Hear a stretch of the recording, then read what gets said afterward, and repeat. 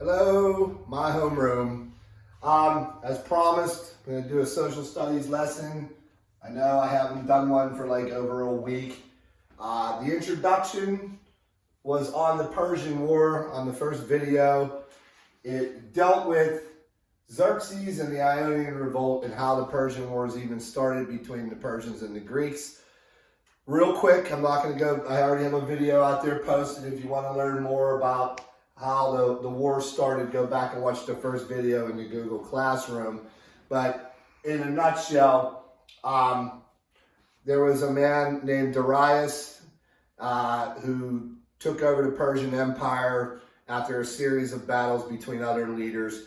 And then his son, Xerxes, took over, and that's where Xerxes tried to expand his Persian Empire into Greece by taking over Ionia. The Ionians fell to the Persians and were captured by them for over 50 years. But the Ionians couldn't take it anymore and said, you know what, we're done with this. We're going to ask the Athenians for help. Now the Athenians went to the Spartans, and the Spartans said, we have no interest in this, you're on your own. So the Athenians went to Ionia, which was Greek-owned, and helped out the Ionians try to get free from the Persians. Now they were successful in this at first, but they left early. They left before the battle was actually finished. They thought it was finished. They left. It wasn't finished. Xerxes burned the Ionian town of Miletus to the ground, and that was payback for the Ionians messing with the Persians. So this started off the Persian Wars. So what you're going to read about for your homework and what we're going to talk about a little bit now are the first two battles. The first battle that happened was the Battle of Marathon. In the Battle of Marathon, the Greeks won. Now, it wasn't an easy win for them. You'll get to read about that in what I post. I want you to read the article on it or the textbook page on it. They won the Battle of Marathon. And then, from there, it went to the Battle of Thermopylae. And the Battle of Thermopylae was the Battle of 300, the famous battle that I really want to talk about and get into. And if we were in class, I'd show you a documentary on the Battle of 300 and how Xerxes was raised and how Leonidas was raised from the Greek army and how tough both of those guys really were.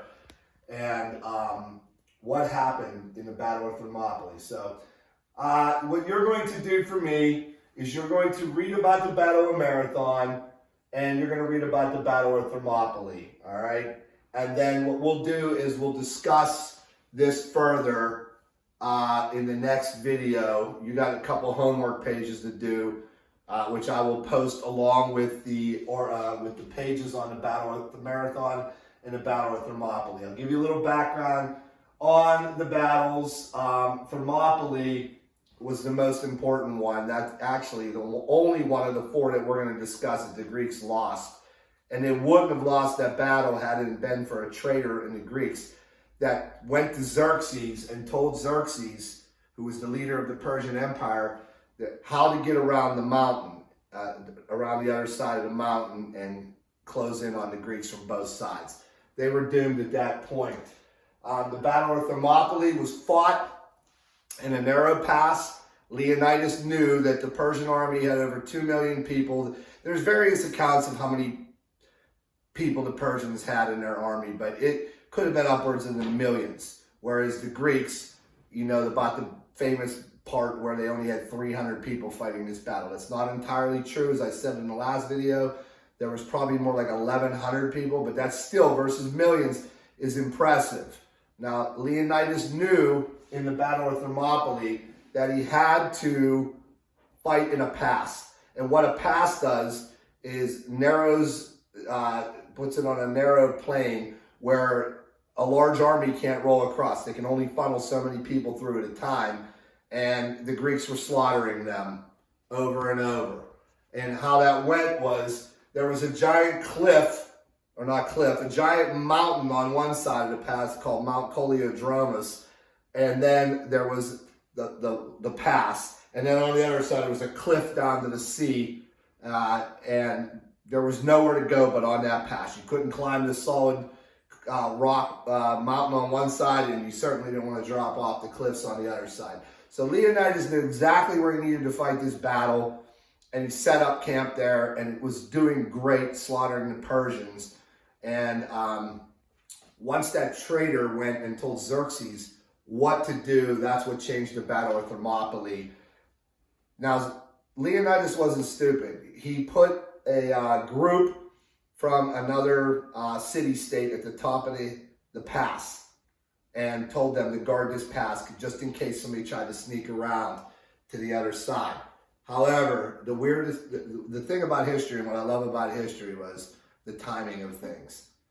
The battle would have went differently. Those people at the top of the secret pass that were guarding the pass went home that night. The night the Persians climbed up that pass to go around and get Leonidas from the other side. They went home to their city-state because they thought they had to go defend it. They left one day too early. Once they left, the Persians climbed up over the other side of the mountain, and there was nobody in their way. They would have been able, the other people would have been able to warn Leonidas, and they would have fought them off. But they marched right around the side of the other side of the mountain and pinched off Leonidas from both sides. And once, you got thousands of people squeezing in on a couple hundred people, you're doomed. And Leonidas lost that battle and was killed in the battle, along with the other 299 Greeks. There was a fight for Leonidas' body. They chopped off Leonidas' head and as a trophy, and they just slaughtered the rest of the Greeks. So that was the battle that they lost. So the Battle of Marathon was a win for the Greeks, and the Battle of Thermopylae was a loss.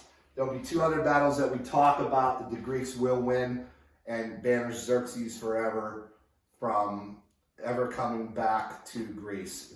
So, all right, so what I want you to do, to reiterate, is I want you to read about the Battle of Marathon, which I didn't really discuss much of. I will after you guys read it and do your homework for it. And then I did discuss the Battle of Thermopylae, which was probably the greatest battle in the history of mankind. I mean, Hollywood made a movie about it, so it must have been something special.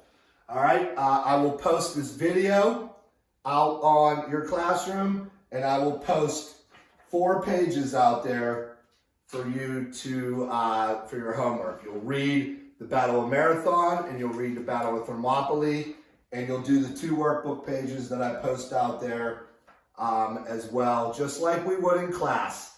Normally, I read you the pages afterwards, and we discuss it. I'm just going to discuss it like this. All right, so that's it.